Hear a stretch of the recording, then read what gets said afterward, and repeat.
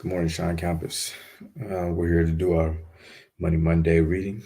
So we'll get started in our next section. What I would do if I had $1 million in the Think and Grow Rich book. This story proves the truth of that old saying, where there's a will, there's a way. It was told to me by the beloved educator and clergyman, the late Frank W. Gunsaulus, who began his preaching career toward in the Stockyards region of Chicago. While Dr. Gonzalez was going through college, he observed many defects in our educational system, defects which he believed he could correct if he were the head of a college. He made up his mind to organize a new college in which he could carry out his ideas without being handicapped by the orthodox methods of education. He needed $1 million to put the project across. Where he would, where was he to lay his hands on so large a sum of money? That was a question that absorbed most of this ambitious young preacher's thought. But he couldn't seem to make any progress. Every night he took that thought to bed with him. He got up with it in the morning. He took it with him everywhere he went. He turned it over and over in his mind until it became a consuming obsession with him. Being a philosopher as well as a preacher, Dr. Gonzalez recognized, as do all who succeed in life, the definiteness of purpose is a starting point from which one must begin. He recognized too that definiteness of purpose takes on animation, life, and power when backed by a burning desire to translate that purpose into its material equivalent. He knew all these great truths, yet he did not know where or how to lay his hands on $1 million. The natural procedure would have been to give up and quit by saying, well, my idea is a good one, but I cannot do anything with it because I never can procure the necessary $1 million. That is exactly what the majority of people would have said, but it is not what Dr. Gonzalez said. What he said and what he did are important that I know and that I now introduce him and let him speak for himself. On Saturday afternoon, I sat in my room thinking of ways and means of raising the money to carry out my plans. For nearly 2 years, I had been thinking, but I had done nothing but think. The time had come for action. I made up my mind then and there that I would get the necessary $1 million within a week. How? I was not concerned about that. The main thing of importance was the decision to get the money within a specified time. And I want to tell you, the moment I reached a definite decision to get the money within a specified time, a strange feeling of assurance came over me, such as I had never before experienced. Something inside of me seemed to say, why didn't you reach that decision a long time ago? The money was waiting for you all the time.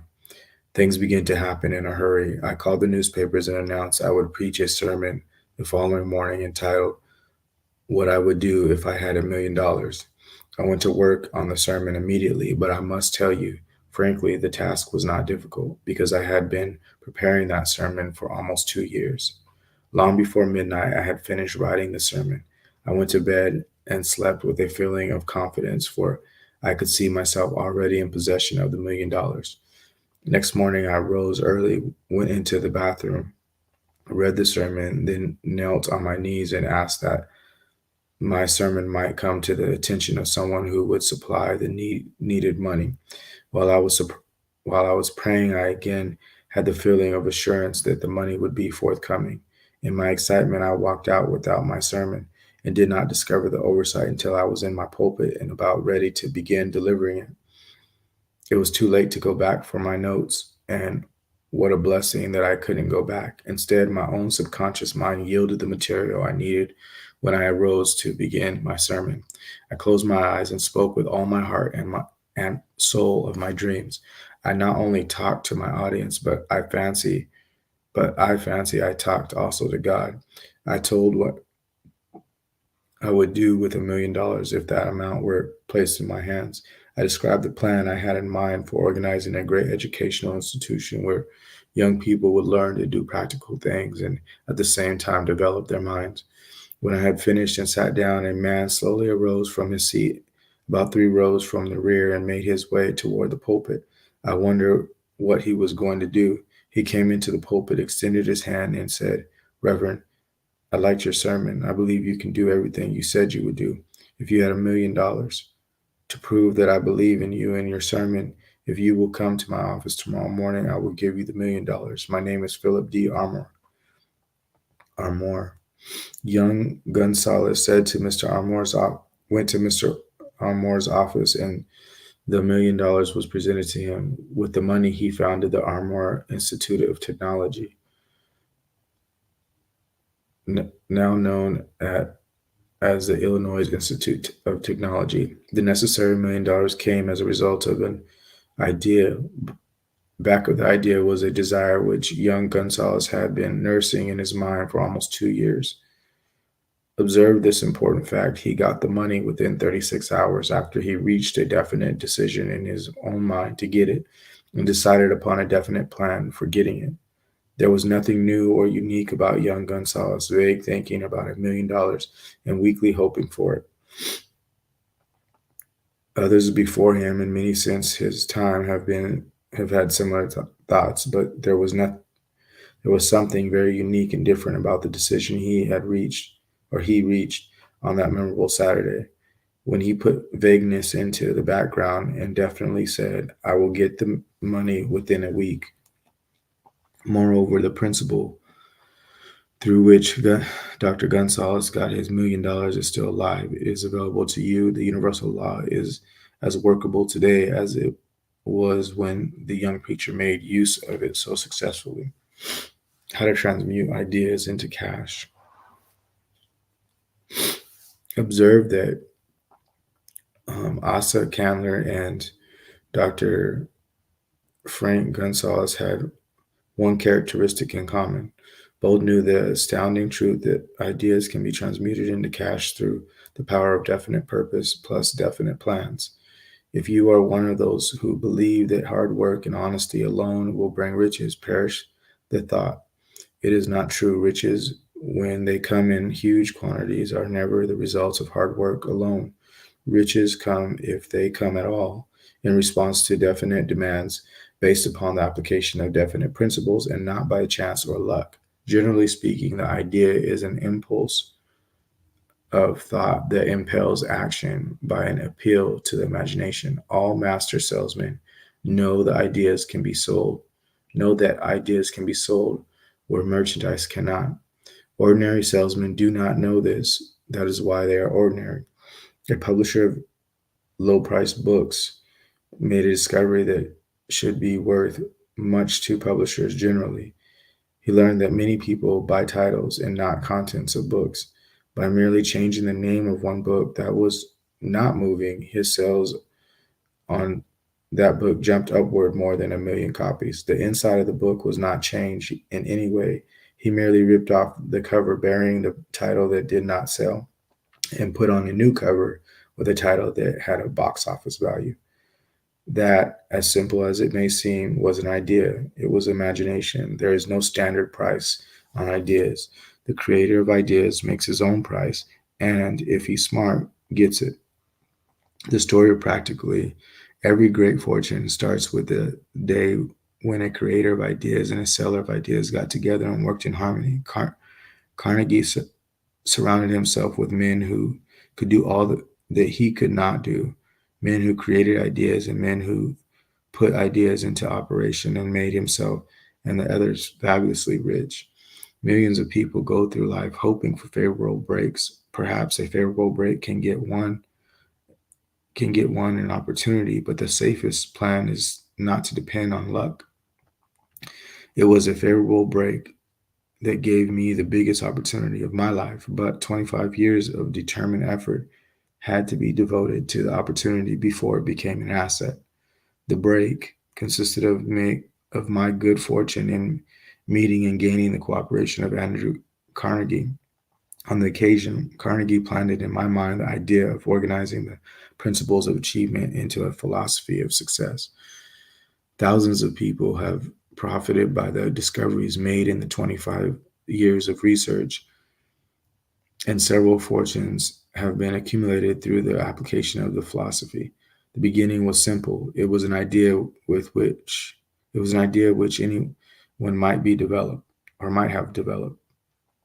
The favorable break came through Carnegie, but what about the determination, definiteness of purpose, and the desire to attain the goal, and the persistent effort of 25 years? It was no ordinary desire that survived disappointment, discouragement, temporary defeat, criticism, and the constant reminding of waste of time. It was the burning desire and obsession. When the idea was first placed in my mind by Mr. Carnegie, it was coaxed, nursed, and enticed to remain alive. Gradually, the idea became a giant under its own power, and it coaxed, nursed, and drove me. Drove me. Ideas are like that. First, you give life and action and guidance to ideas. Then they take on power of their own and sweep aside all opposition. Ideas are intangible forces, but they have more power than the physical brains that give birth to them. They have the power to live on after the brain that creates them has returned to dust. So we have a few more minutes, so I'll jump into this next section. Organized planning, the crystallization of desire into action, the sixth step towards riches. So you've learned that everything man creates or acquires begins in the form of desire. That desire is taking on the first lap of its journey from the abstract to the concrete into the workshop of the imagination, where plans for its transition are created and organized. In chapter 2, you were instructed to take 6 definite practical steps as your first move in translating the desire for money into its monetary equivalent. One of these steps is the formation of a definite practical plan or plans through which this transformation may be made. You will now be instructed to how to build plans which will be practical. A. Ally yourself with a group of as many people as you need to for the creation and carrying out of your plan or plans for the accumulation of money, making use of the mastermind principle described in a later chapter. Compliance with this instruction is absolutely essential. Do not neglect it. B. Before forming your mastermind alliance, decide what advantages and benefits you may offer the individuals of your group in return for their cooperation. No one will work indefinitely without some form of compensation.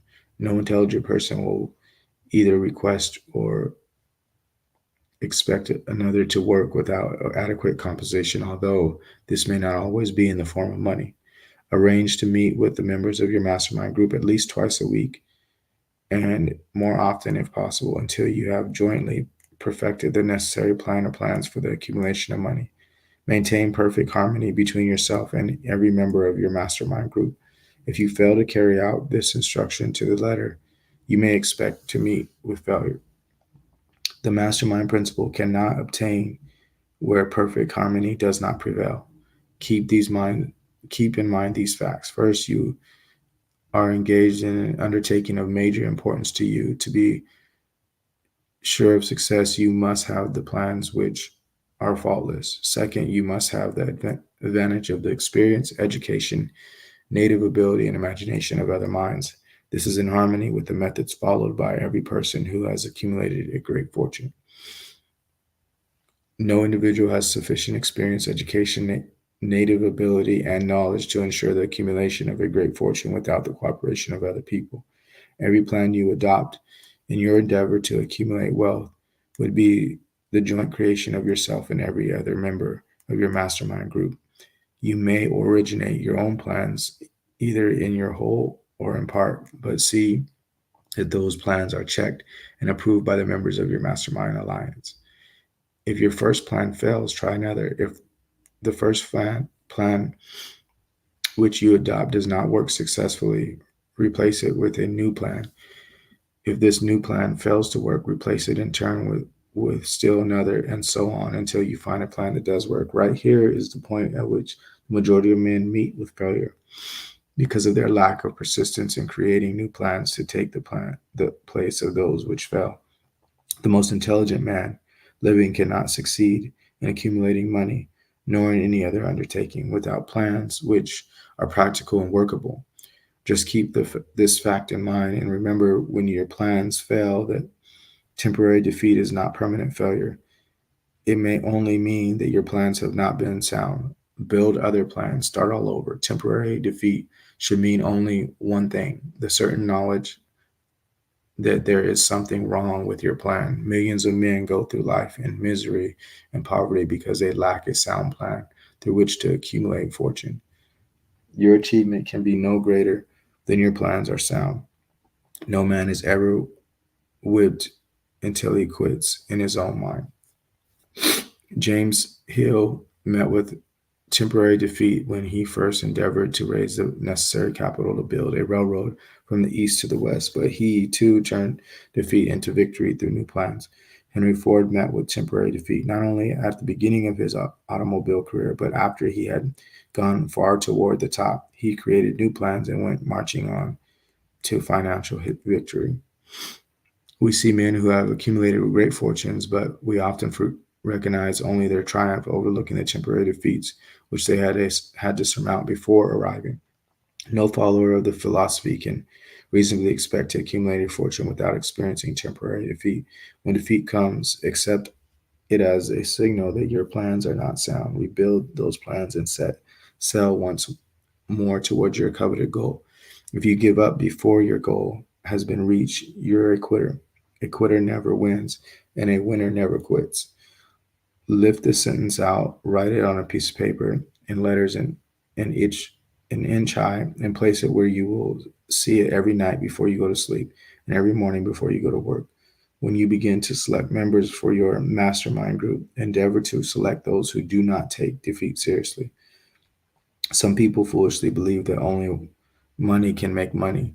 This is not true. Desire transmuted into its monetary equivalent through the principles laid down here is the agency through which money is made. Money of itself is nothing but inert matter. It cannot move, think, or talk, but it can hear when a man who desires it calls it to come. All right, so we'll stop right there. Planning the sale of personal services.